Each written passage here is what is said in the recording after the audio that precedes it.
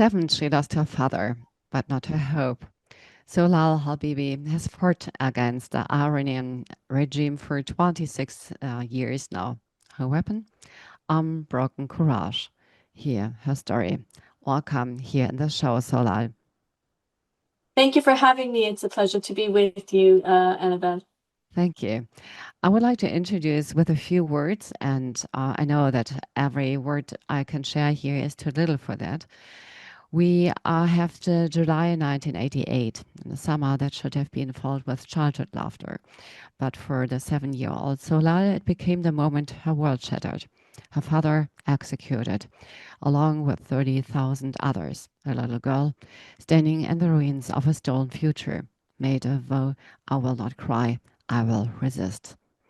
For decades, she kept that promise through loss, through exile, under the weight of a revolution on her shoulders. Yet this is not merely a story of suffering. It is not a story of her being a victim. It is a story of fire, of a woman who forged grief into strength, who fights not only for her father, but for every silenced voice in Iran and for a world which is worth living in. This is Zolal Habibi. So thank you for being here in this show, Zolal. I already said welcome, another welcome, please, after describing you. And I would like to step into that, what you are doing for all of us. You say resistance is not just defiance, it is love in action, love for those we lost and for those still fighting. You were 7 when your father was executed. How do you remember him? First of all, let me thank you for that beautiful introduction, actually. Well, I I remember my father very well because my father was a writer who was at home a lot with us. So I cherish all those memories that I had with him.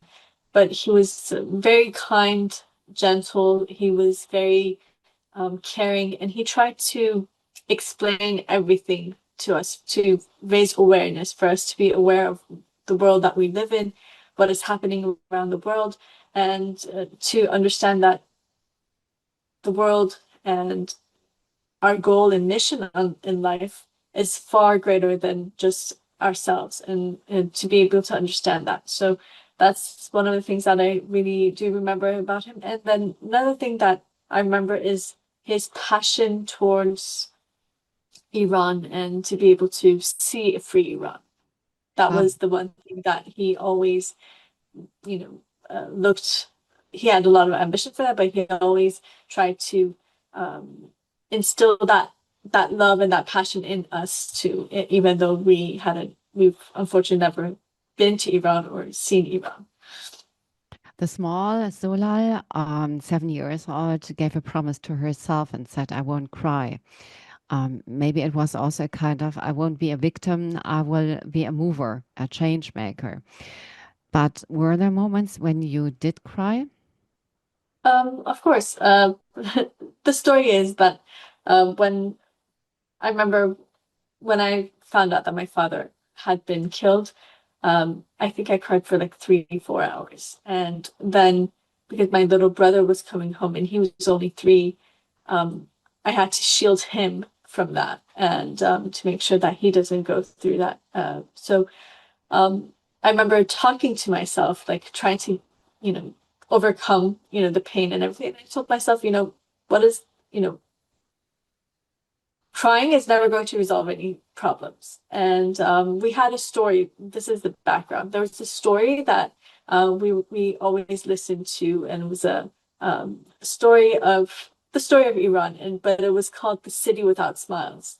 And there was a tyrant who didn't have a smile, so he took away other people's smiles, but he didn't know that the smile is not going to match your lips. Each person's smile is their own.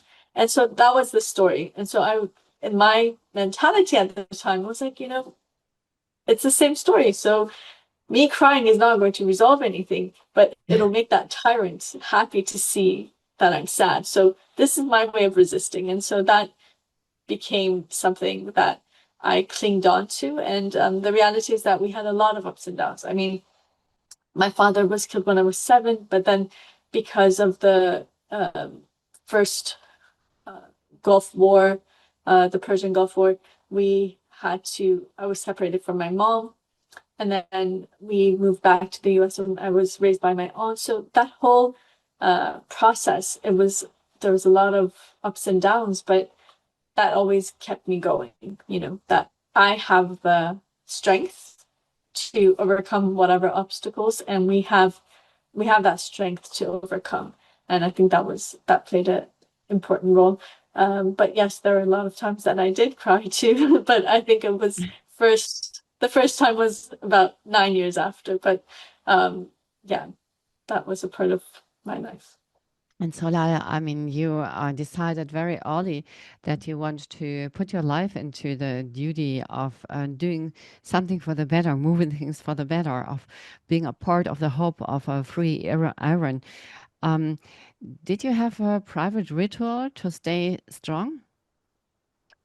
Um, I think first of all, I think what's important is I knew that I wasn't alone, and there were so many others who had suffered from this regime. It's not only just 30,000 who were killed in the summer of 1988, it's 120,000 people who have been executed by this regime. And knowing their stories, some of my own friends, I knew that they had it far worse than I did. And that gave me, I didn't feel like I was the victim here.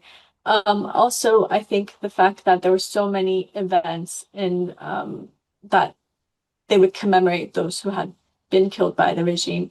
And there's this one song of the resistance that it says, "I swear to those who have given their life that we will continue to the freedom of the people of Iran." And that was something that I always, sang to myself. And that always gave me strength. But I'd like to show you something, actually. This Yeah, is actually a book. yeah. Um, People in the radio can't see it, but there's a book Mhm. of, it's the I name and think information. you should hold it in front of your face a bit because otherwise it's blurring. It's blurring. Oh, I um, thought, I could send you a picture yeah. later, but this book has the name and information of 20,000 people from the 120,000 people who've been killed by the regime. And Wow. when you look in this book, there are people you see children, Can 12, you 13, 14-year-olds who've can been you show? executed by this regime. Oh Yes, yes, let me. yes, I can see. So like this, it's good. Um, Wow. Oh, this is it shows pictures from I, all of these people.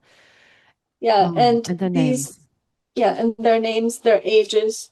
And here, I mean, one of the things that I always saw was I knew that there were people who were like 13-year-old Fatima Mesbah who was executed. Wow. For what? Because she Yeah. was selling a newspaper in the streets. Or, just entire families who had been wiped out. Like, for instance, the entire family, 6, 7 people have been killed.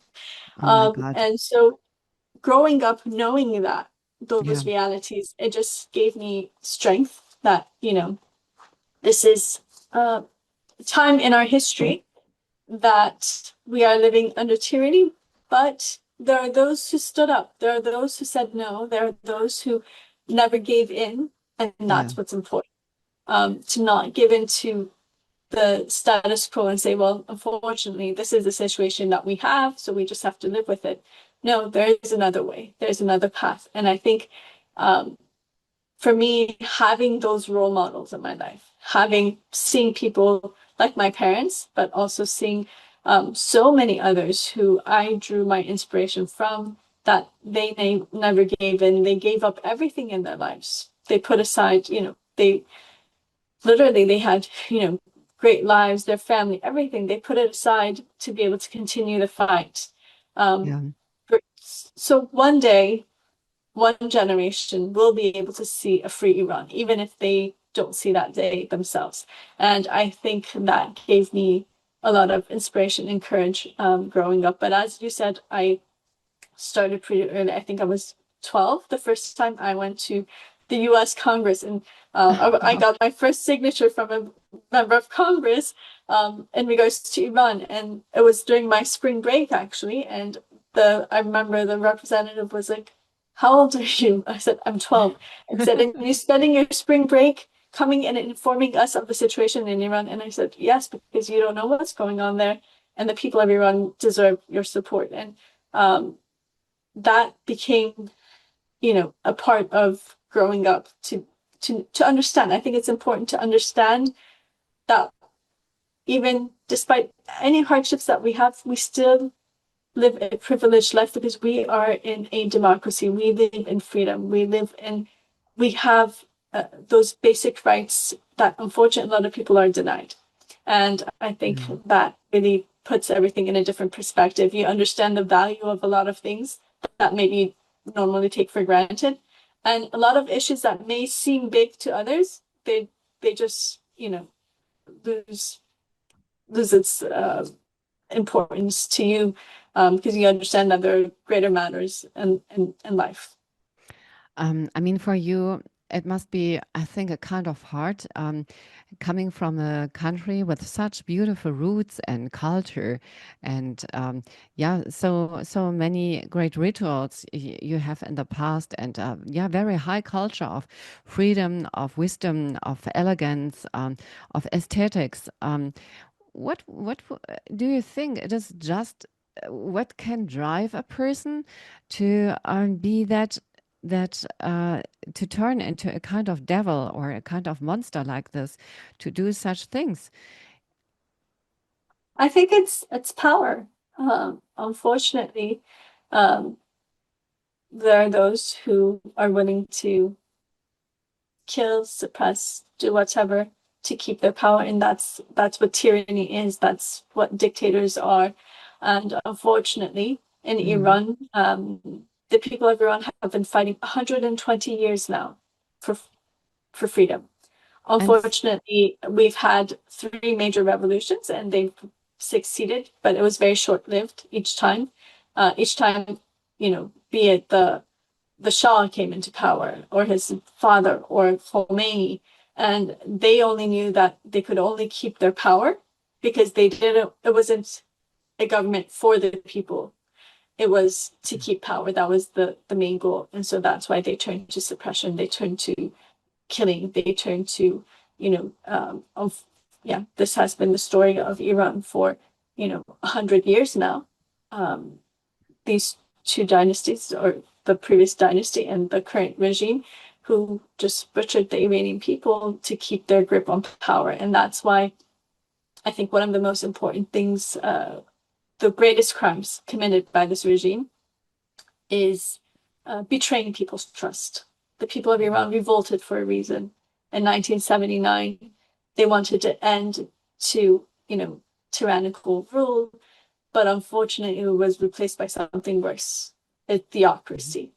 But what's important is to be able to differentiate the fact that we're not stuck just between, you know, choosing between two dictatorships. We have the choice to move forward and move past all of that and to be able to form a secular democratic republic in Iran. And that's what we're fighting for. And that's what we day to day, we try to fight for and to be able to make a reality. I think your father must have known that he could become difficulties by behaving in the way that he was putting words in a way that it could motivate other people for a free Iran. Was there a special sentence he left you, which is maybe a sentence you have in your mind and it's maybe guiding you? Um, I I started reading his books when I grew up, so it wasn't something that's connected for me. I have gained a lot of inspiration from those books, and I know there, as you said, there are a lot of people that I've met actually who've told me that their inspiration to become activists have been like books that my father had written. And that's interesting to hear, after all these years that they're, this year it's 37 years, end of this month from the time that my father was killed, but that memory and that those thoughts live on. But I think what I remember greatest, I think, is just that inspiration that he had, and he would tell us, there's nothing more valuable than freedom, so cherish it and do everything in your power to make sure that everyone is able to live freely. And I think that's something that has always resonated with me.